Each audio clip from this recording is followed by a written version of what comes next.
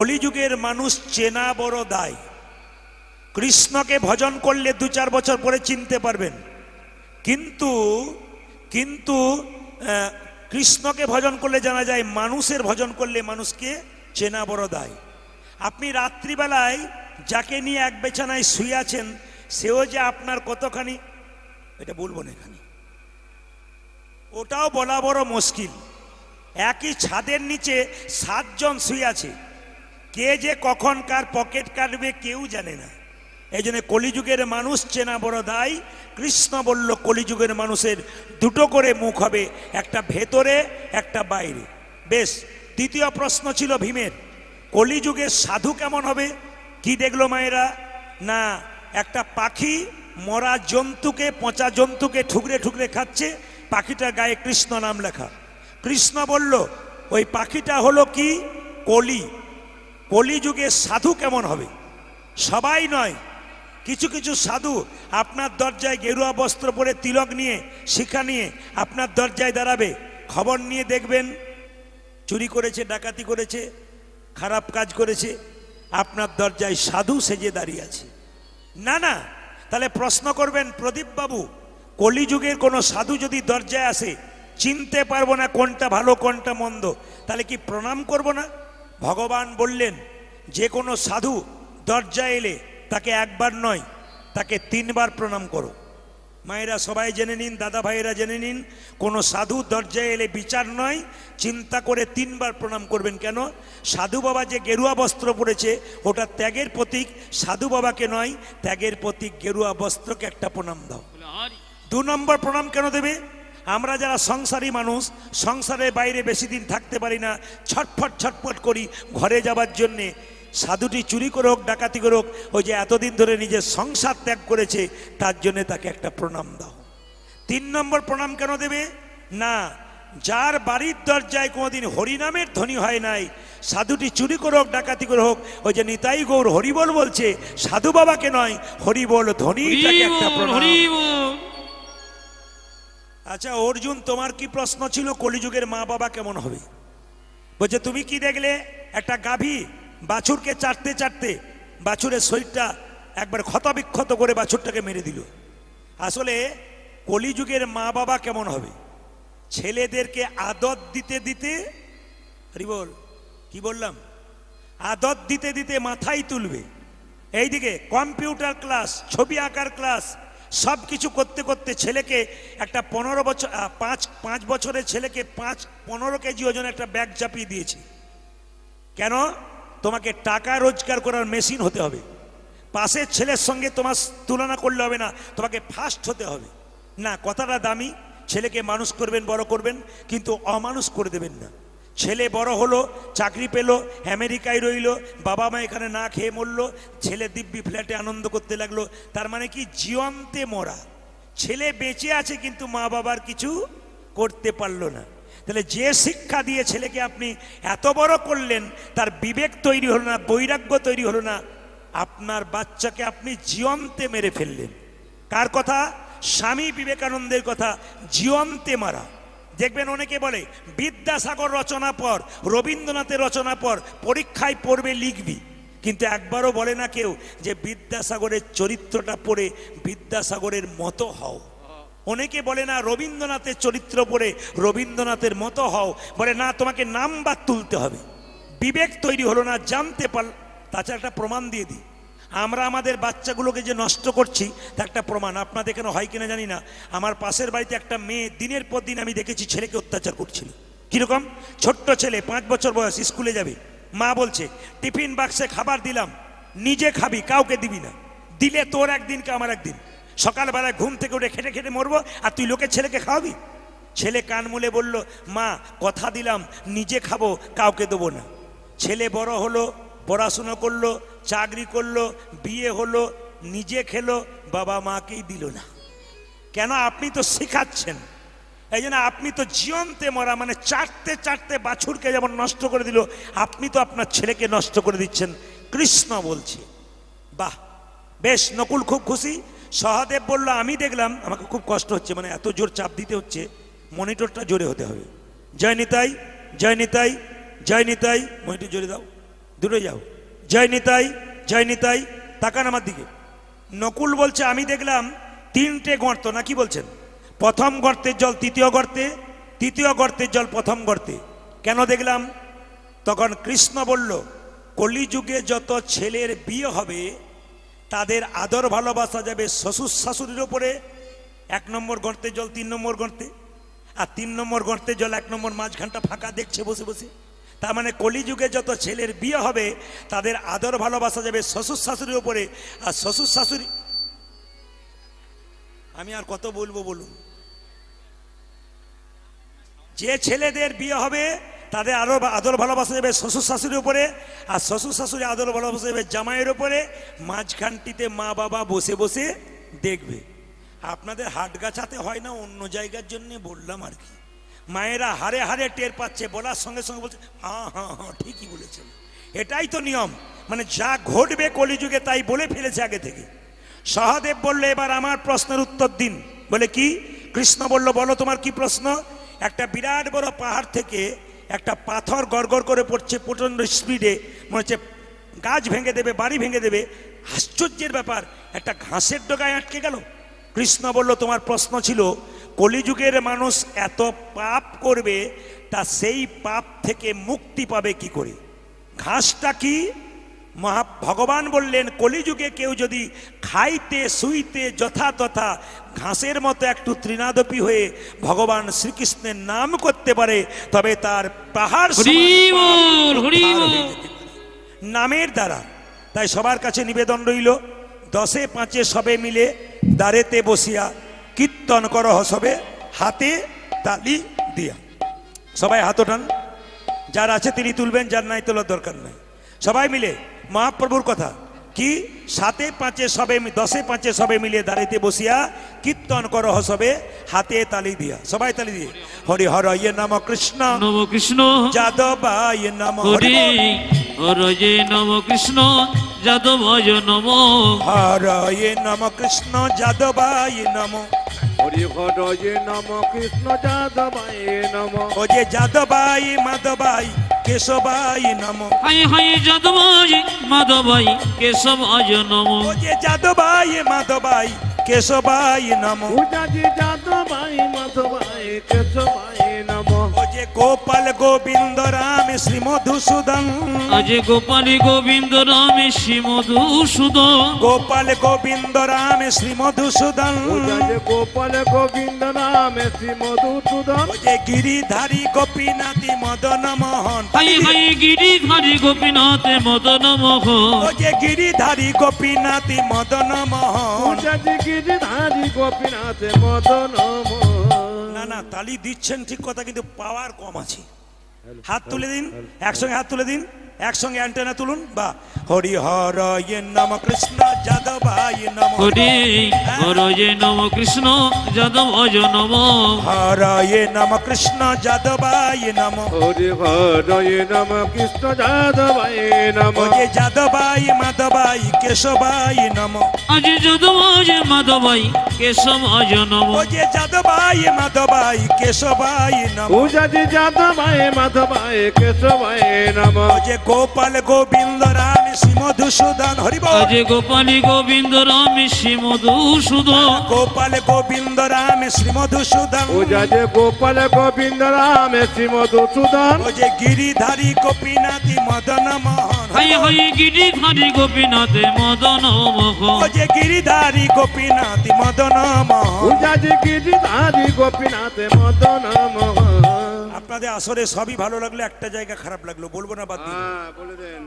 না না, সবাই তালি দিলেন, হরি হর ইয়ে নম কৃষ্ণ যাদবায় নম। কৃষ্ণ তালি দিচ্ছেন, 2-4 জন কিন্তু হরি হর ইয়ে নম কৃষ্ণ যাদবায় নম, যাদবায় মাধব। এদের জন্য আমার যে দিয়েছিল সে নামিয়ে দিচ্ছি। সে তাড়াতাড়ি নামিয়ে দিচ্ছে, বেটা আমাকেই দেখছে কেমন। না না, ফাঁকিবাজকে তো আগে দেখে না, কি বলছেন? সব জায়গাতে 2-4টা পার্টি থাকে, দেখবেন হাততালি দিতে বললে দেয় না কেন বলুন তো? ও তো সুপারির মতো, বাইরেও রস নাই ভেতরেও রস নাই, নিরস। তাই ভগবানের ভক্ত যারা হয়েছেন হাততালি দিয়ে আর একবার একবার হয়ে যাক। হরি হর ইয়ে নম কৃষ্ণ যাদবায় নম, হরি হরয়ে নম কৃষ্ণ যাদবায় নম, হর ইয়ে নম কৃষ্ণ যাদবায় নম, হরি হরয়ে নম কৃষ্ণ যাদবায় নম, যাদবায় মাধবায় কেশবায় নম, অগো যাদবায় মাধবায় কেশবায় নম, গোপাল গোবিন্দ রাম শ্রী মধুসূদন, ও যাচ্ছে গোপাল গোবিন্দ রাম শ্রী মধুসূদন, গোপাল গোবিন্দ রাম শ্রী মধুসূদন, আজে গোপালী গোবিন্দ রাম শ্রী মধুসূদন, গিরিধারী গোপীনাথী মদন ও মোহন, যাচ্ছে গিরিধারী গোপীনাথ মদন মোহন, ও যে গিরিধারী গোপীনাথী মদন মোহন। হায় হায় গিরিধারী গোপীনাথ মদন মোহন। এদেরটা বন্ধ করলাম, আপনাদেরটা নেব বলে, দেখি আপনারা কি সুন্দর গাইতে পারেন। আজকে এই আসরটাকে মাতিয়ে দিন আপনাদের কৃষ্ণ কথায়। জোরে বলুন হরে কৃষ্ণ, জোরে হরে কৃষ্ণ।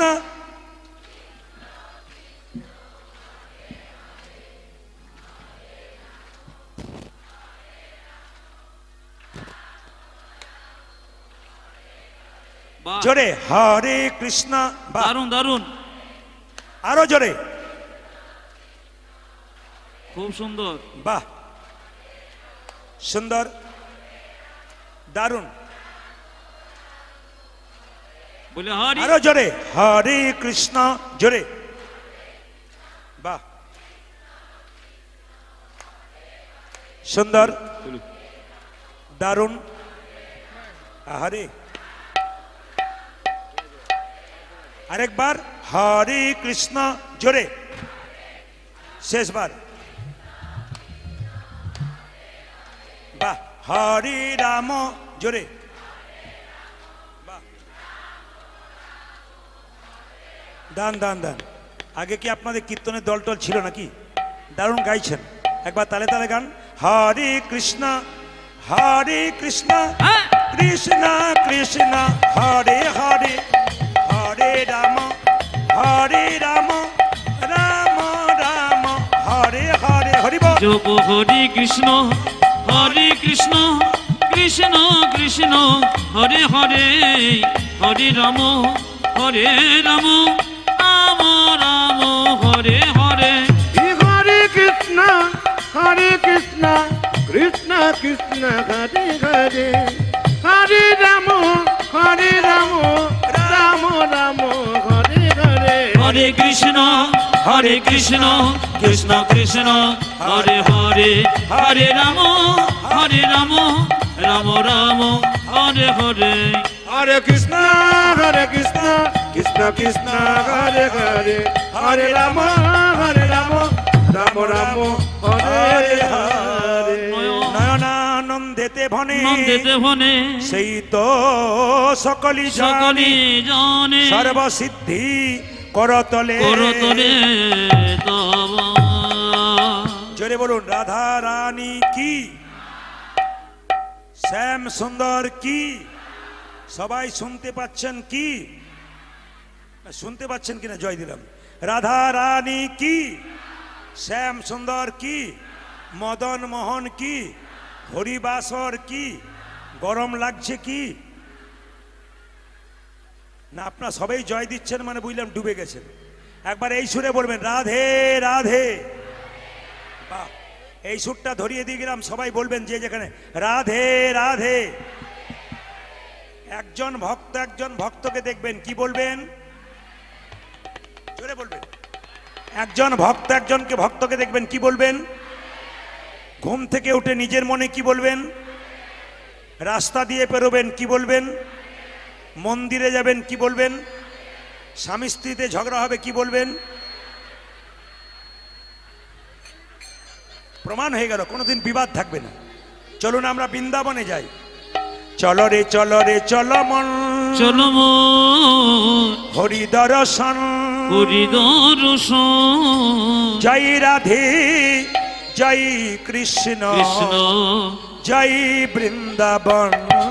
একবার চলো রে চলো মন, হরি দর্শন, জয় রাধে জয় কৃষ্ণ, জয় বৃন্দাবন। ওই একবার চলো রে আমার মন, হরি দর্শন হ্যাঁ। জয় রাধে জয় কৃষ্ণ জয় গোবিন্দাবন একবারে চলো রে চলো রে চলো মন ঘুরে দর্শন জয় রাধে জয় কৃষ্ণ জয় বৃন্দাবন কেসি ঘাট বংশী বট নিকুঞ্জ কানন কানন কেশি ঘাট এবং শিব নিকুঞ্জ কানন কেসি ঘাট বংশী বট নিকুঞ্জ কানন কেসি গাছে বংশীবাদ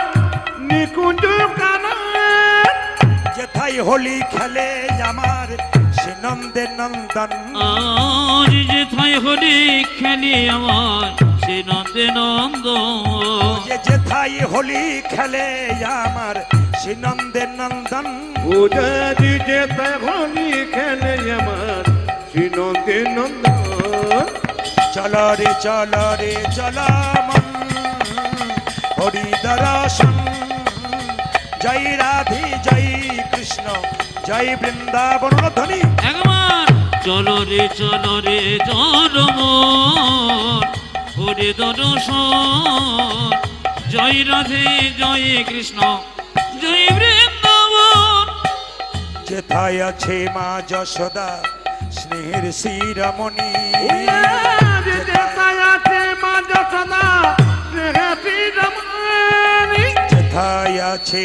যশোদা স্নেহের শিরমণি যেথায় আছে মা যশোদা স্নেহে শিরোমণি নিজের গোপালকে কোলে লয়ে খাওয়াতো নবনী আজ নিজ গোপালকে কোলে লয়ে খাওয়াতো নবনী যে নিজের গোপালকে কোলে লয়ে খাওয়াতো নবনী আজ নিজের গোপন কোলে লয়ে খাওয়াত নবনী মধুমাখা মাখি সেজে স্নেহেরি বন্দন জয় রাধে জয় কৃষ্ণ জয় বৃন্দাবন বন একবার চলো রে চলো মন হরে দর্শন জয় রাধে জয় কৃষ্ণ জয় বৃন্দাবন একবার চলে রে চলে রে আমার প্রাণ হরি দর্শন জয় রাধে জয় কৃষ্ণ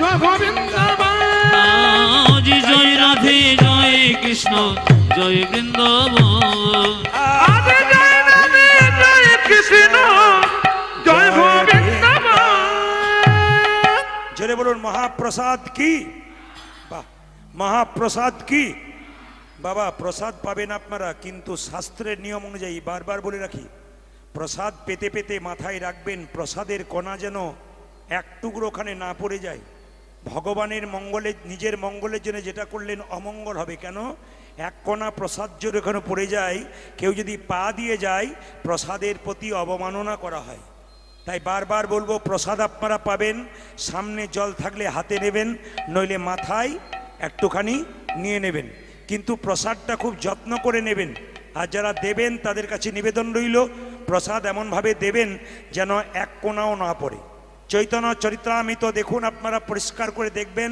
পরিষ্কার বর্ণন করা আছে যে মন্দিরের এক কোণে থেকে প্রসাদ দিতে হয় কেন সেখানে প্রসাদের টুকরো পড়ে গেলে সেই প্রসাদ আবার তুলে নিয়ে জলাশয় করতে হয় মানে জলে দিতে হয় যেখানে সেখানে প্রসাদ বিতরণ করার নিয়ম নয় প্রসাদ এক জায়গাতে দাঁড়িয়ে থাকবে সবাই হাত পেতে নেবে চলে যাবে একটা কোণা পড়বে না ওখানে প্রসাদ পেয়ে চলে যাবে তো যাই হোক প্রসাদ দিচ্ছে আপনাদেরকে প্রসাদ আপনারা নিন ভগবানের প্রসাদ এবং ভগবানের নাম দুটোই সমান তাই আপনাদের সামনে নিবেদন রইল আজকে কমিটির নির্দেশ অনুযায়ী যে লীলাটি ওনারা আমাদেরকে নির্ধারণ করে দিয়েছেন সেই লীলাটি আপনাদের পরিবেশন করব ওনারা নির্ধারণ করে দিয়েছেন প্রভু শ্যামানন্দ দুঃখী কৃষ্ণ দাস আজকে কিন্তু আমরা হাওড়া জেলায় আছি ঠিক কথা কিন্তু হাওড়া জেলাতে আমরা থাকবো না আগামীকাল আমার গান আছে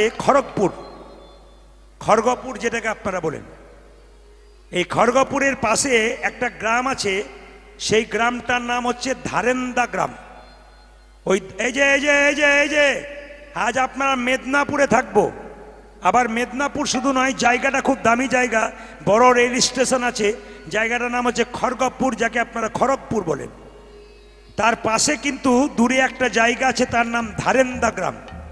ওই ধারেন্দা গ্রামে একজন ভক্ত বাস করতেন, তার নাম কৃষ্ণ মণ্ডল।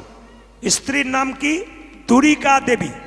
মায়েরা, আমি বলবো আপনাদের মাঝে মাঝে জিজ্ঞেস করব, বলতে হবে। স্বামীর নাম কি মণ্ডল বললাম? জোরে বলুন। কৃষ্ণ মণ্ডল। কৃষ্ণ কথাটা সবার মনে থাকবে। আর স্ত্রীর নাম কি বললাম? তুরিকা দেবী। ও মায়েরা, দুজনের অভাব ছিল কিন্তু স্বভাব নষ্ট হয় নাই। স্বভাবটা কি? মানুষের জন্মগত স্বভাব হচ্ছে কৃষ্ণ কীর্তন করা। আপনি যে জন্ম নিয়েছেন কিছু মনে করবেন না, আমার দিকে তাকাবেন।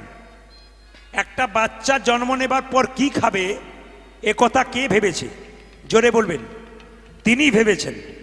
মায়ের স্তন দুগ্ধে এমন মধুভাণ্ড দিয়েছে যা পৃথিবীর কেউ দিতে পারেনি বা কোথাও পাওয়া যায় না। মায়ের দুধটা খুব গরম নয় যাতে বাচ্চার জিভ পুড়ে যাবে, তিনি ব্যবস্থা করেছেন। মায়ের দুধটা খুব ঠান্ডা নয় যাতে বাচ্চার সর্দি লেগে যাবে, তিনি ব্যবস্থা করেছেন। মায়ের দুধটা খুব টক নয় যাতে বাচ্চার অম্ল হয়ে যাবে, তিনি ব্যবস্থা করেছেন। মায়ের দুধটা খুব মিষ্টি নয়, বাচ্চার সুগার হয়ে যাবে, তিনি ব্যবস্থা করেছেন। নদীতে দিলেন জল, গাছে দিলেন ফল, তিনি আমাদের জন্য এত কিছু করলেন, আমরা তার জন্যে কি করলাম? এই বিবেক বিবেচনা যদি কারো থাকে তিনি ভক্ত হতে পারবেন। আর এই বিবেক বিবেচনা যদি কারো না থাকে জীবনে তিনি ভক্ত হতে পারবেন না। একটা অক্সিজেন সিলিন্ডার করোনার সময় কত দাম ছিল? এখন যেটা নিচ্ছেন ফ্রি অক্সিজেন, নাকের মধ্যে মিটার বসালে বিল দিবার ক্ষমতা কারো আছে? জোরে বলবেন। দিনের বেলায় সব লাইট বন্ধ, একটা লাইট জ্বলছে বলে। এই লাইটের বিল যদি দেওয়া হয় কেউ দিতে পারবে? তাহলে তিনি আমাদের জন্য এত কিছু দিলেন, আমরা তাকে কি দিলাম? এই বিচার বোধ যদি কারো থাকে তিনি ভক্ত হয়ে যেতে পারবেন।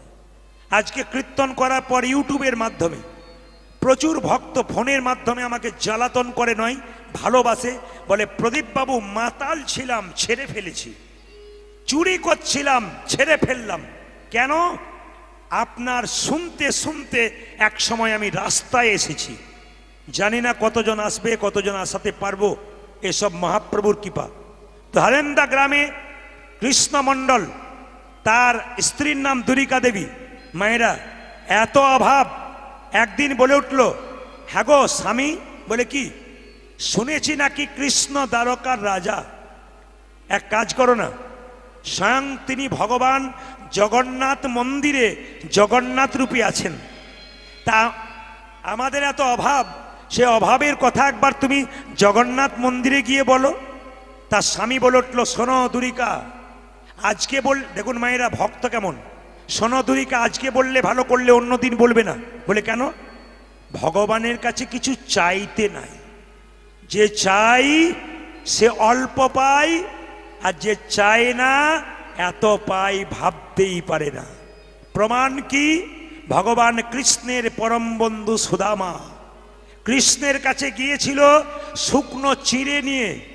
কৃষ্ণ জিজ্ঞেস করেছিল, সুদামা তোর অবস্থা কেমন? তোর স্ত্রী ভালো আছে তো? এত অভাব, কিন্তু সুদামা একবারও বলে নাই আমার এত অভাব, ঘর ফুটে জল পড়ে, আমি খেতে পাই না, এ কথা একবারও বলে নাই। কৃষ্ণ মনে মনে ভাবছে, সুদামা তুই না বললে কি হবে? আমি যে অন্তর্যামী, আমি তো সবার কথা জানি, তোর কি আছে না আছে। শেষে যখন 10 দিন পর কৃষ্ণের কাছ থেকে সুদামা গেল, তখনও চাইল না। কৃষ্ণ হাতটাকে তুলে বলল, বাড়ি ফিরে যা। তোর যে স্ত্রী ভিখারিনী ছিল, গিয়ে দেখবি রাজরানী হয়ে দাঁড়িয়ে আছে। তোর যে কুঁড়ে ঘরটা ছিল, ওটা আর কুঁড়ে ঘর থাকবে না, দেখবি ওটা দালান ঘর হয়ে গেছে, রাজঅট্টালিকা হয়ে গেছে। ওই জন্য মা, ভগবানের কাছে চাইতে নাই।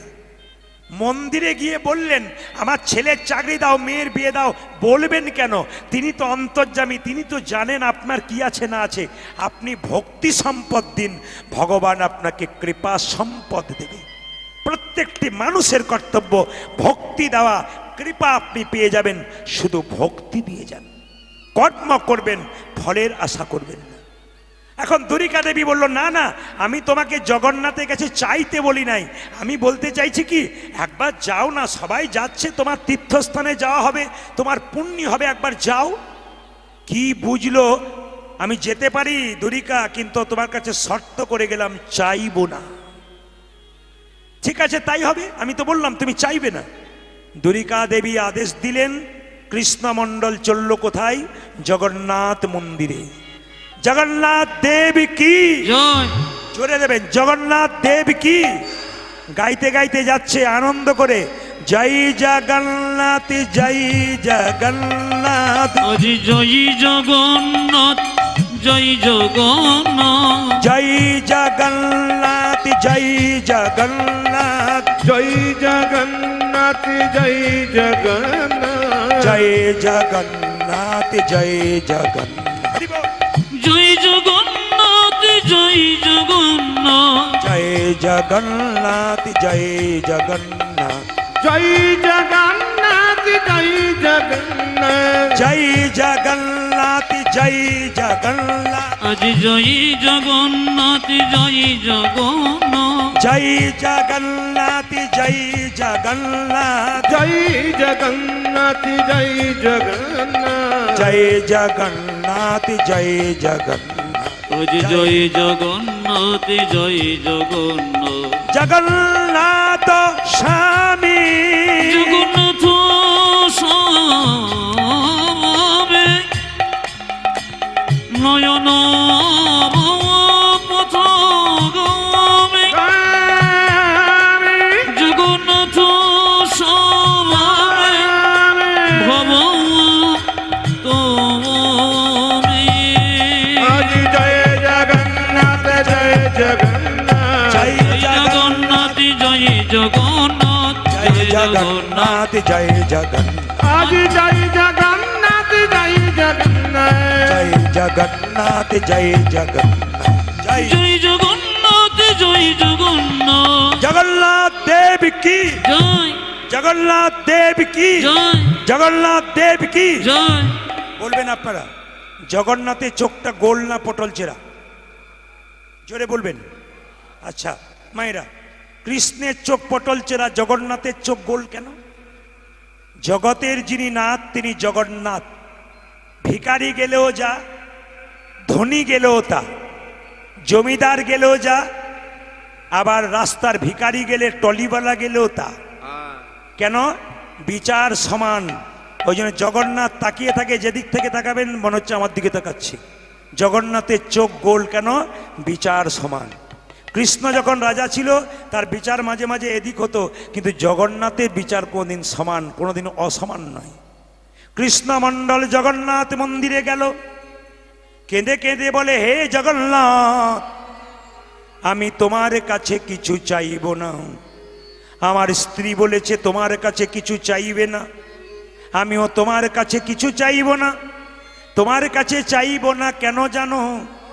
তোমার হাত নাই, তুমি দেবে কি? তোমার পা নাই, তুমি দেবে কি? তোমার পা নাই, তুমি দেবে কি? তোমার কাছে চেয়ে আমার কিছু লাভ আছে কি? তোমার কাছে চেয়ে আমার কিছু লাভই আছে যে কি?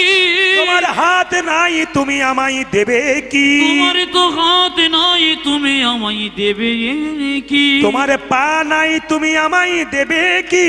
তোমার তো পা নাই, তুমি দেবে কি? জগন্নাথ আকাশবাণী করে বলল, কৃষ্ণমণ্ডল, আমার হাত নাই, পা নাই, ঠিক কথা। এ হাতই তোদেরকে দিলাম কর্ম করার জন্য, কর্ম করার জন্য, এ হাত তোদেরকে দিলাম সাধুগুরু বৈষ্ণবের সেবার জন্য। বৈষ্ণবীর সেবা করার জন্য।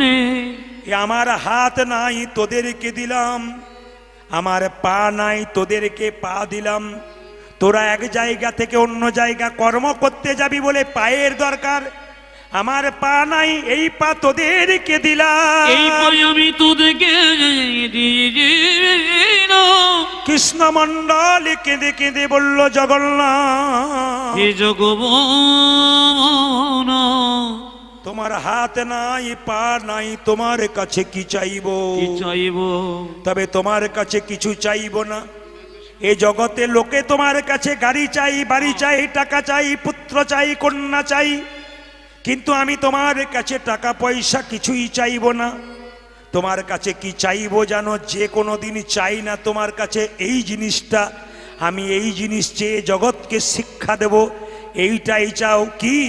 আপনারা যেটা জগন্নাথ মন্দিরে চান না, সেটা কৃষ্ণমণ্ডল চাইলো। ওগো জগন্নাথ, দেবে যদি তবে আমায় দাও কি?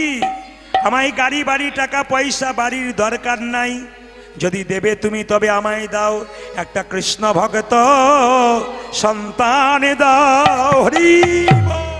ওগো জগন্নাথ, হরি বল।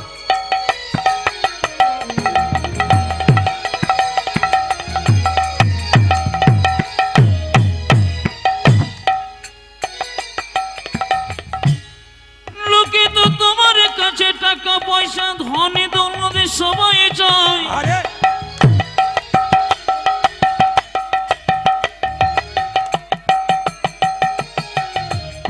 আমি তা তোমার কাছে চাইব না। আমি তোমার কাছে কি চাইবো জানো? আমায় একটা কৃষ্ণ ভক্ত সন্তান দাও গে। প্রাণে ভরে নাম গাইতে পারে কৃষ্ণ ভক্ত সন্তান দাও। ধরে নাম গাইতে পারে কৃষ্ণ ভক্ত সন্তান দাও গো।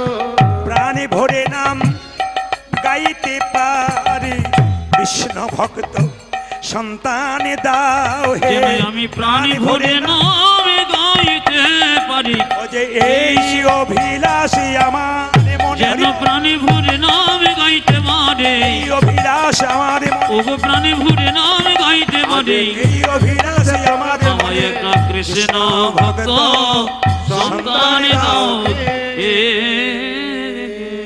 আজকে হাটগাছা হরিবাসরে দাঁড়িয়ে আপনারা যারা কীর্তন শুনতে এসেছেন, যারা আসতে পারেন নাই, তাদের জন্য আমি গাড়ি বাড়ি টাকা পয়সা ধন দৌলত চাইব না।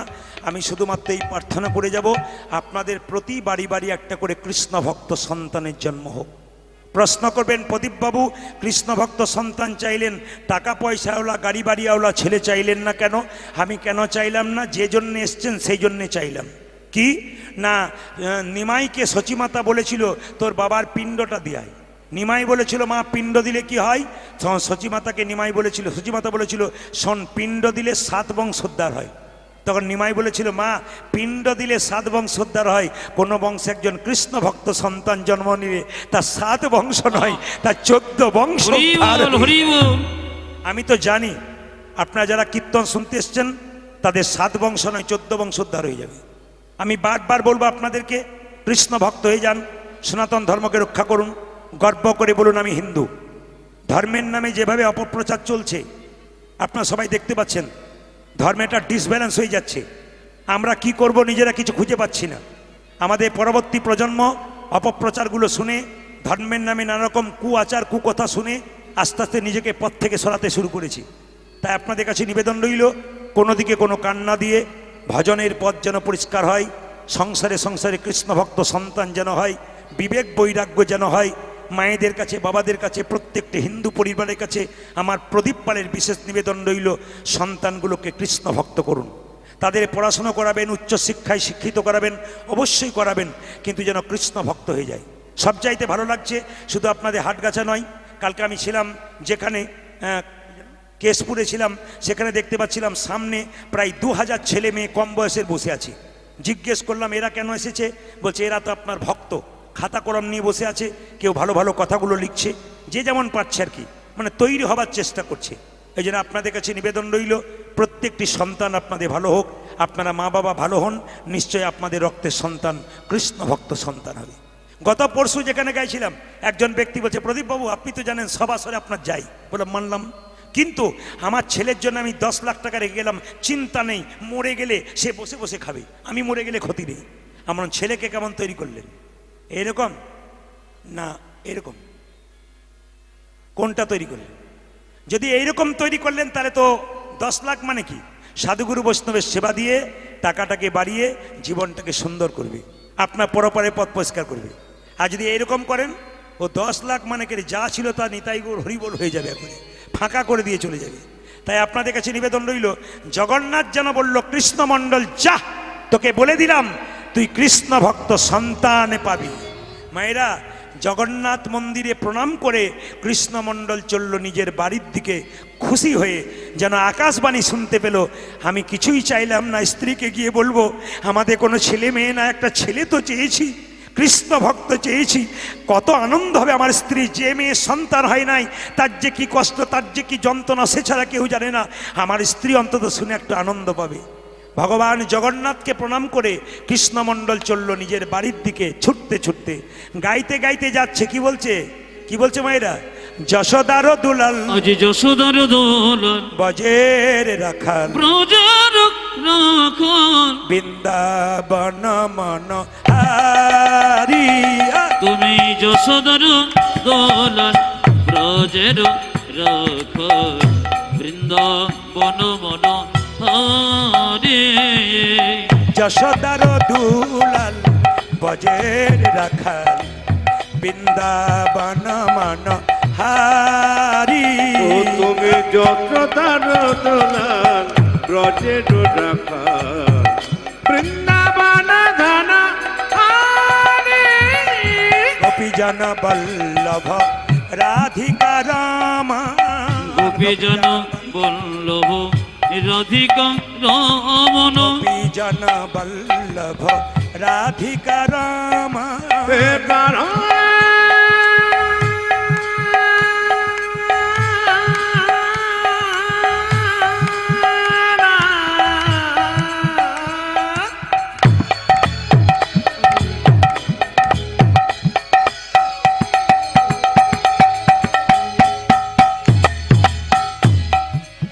হে প্রাণবল্লভ,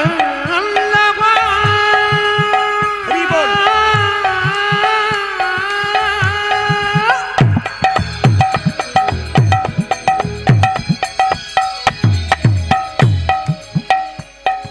হে প্রাণনাথ, রাধে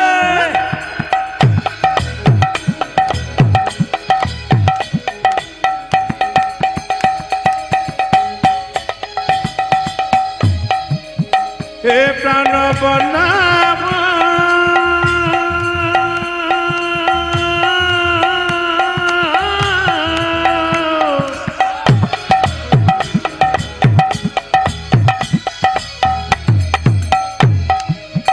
হে প্রাণবল্লভ,